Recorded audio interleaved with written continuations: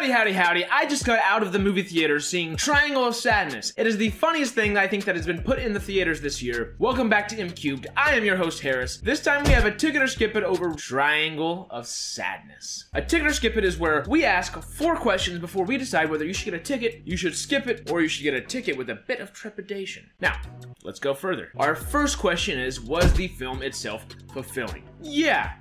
No. It's one of those films where it ends kind of on a cliffhanger, so that's all I can tell you there, but it does leave an interpretation of fulfillment up to you. And that can kind of come from political views, it can come from your own type of comedy, what you find funny, and that's kind of the beauty of the ending as well. So, is it fulfilling? It depends on the person. That brings me into question number 2. Were our characters' arcs within this film fulfilling themselves? Let's start with Captain Thomas, aka Woody Harrelson. His arc is actually kind of fulfilling, kind of not fulfilling. It's reminiscent to the actual fulfillment of the film. It's absolutely hilarious every second that you see or hear him. I'm gonna have to go with fulfillment on Woody Harrelson, an ish. Then we have Dmitri, played by Zlatko Burik, who is like the Russian guy from 2012, and I noticed that immediately. It had me excited just because I don't know the last time I saw that guy in a movie. I always remember him from 2012, so it was fun seeing him. His arc is fulfilling, yeah. You'll know what I mean when you get to the end of the film. So then we have our main stewardess who's in charge, Paula, played by Vicky Berlin, who does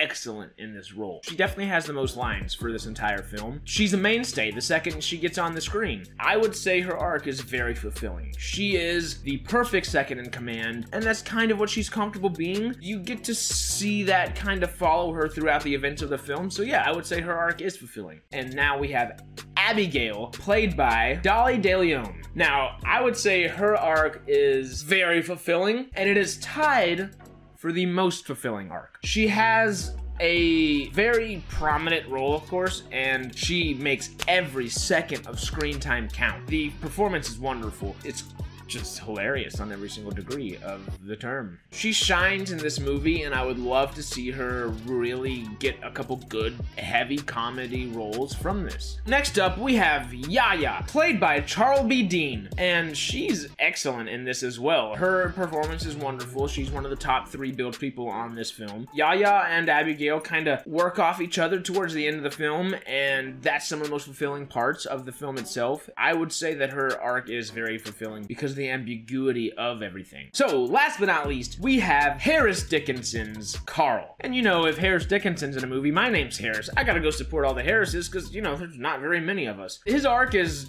probably the second most fulfilling arc of the entire film. I really like everything that he brings to the table. He's brooding and thinking too much and all these things, but he's also spot on with comedy moments, and he's hilarious. The whole film's funny, and a lot of that has to come from the writing, but he really brings it and makes it his own, and that makes his arc very, very fulfilling. So, that brings us to question number 3. Did I personally like this film? I think this was the funniest film of 2022. I don't know any other comedies that really came out besides Joe Coy's Easter Sunday, and Triangle of Sadness is emotional and it has some drama in it, but no, it is a satire. It doesn't help you. It doesn't tell you what to do. It just kind of lets you form an opinion for yourself, and I really do like that about this. So that brings me into our 4th and our final question. Should you go see this film? It's not gonna be for everybody. I'll admit that right now. Most comedies aren't. It allows you to form an opinion for yourself. It kind of challenges your thought process while you're watching it. Every single person in this theater that I was in was dying laughing. The guy next to me was belly laughing the whole time, which made me belly laugh, and his girlfriend next to him was belly laughing too. It was a great time, and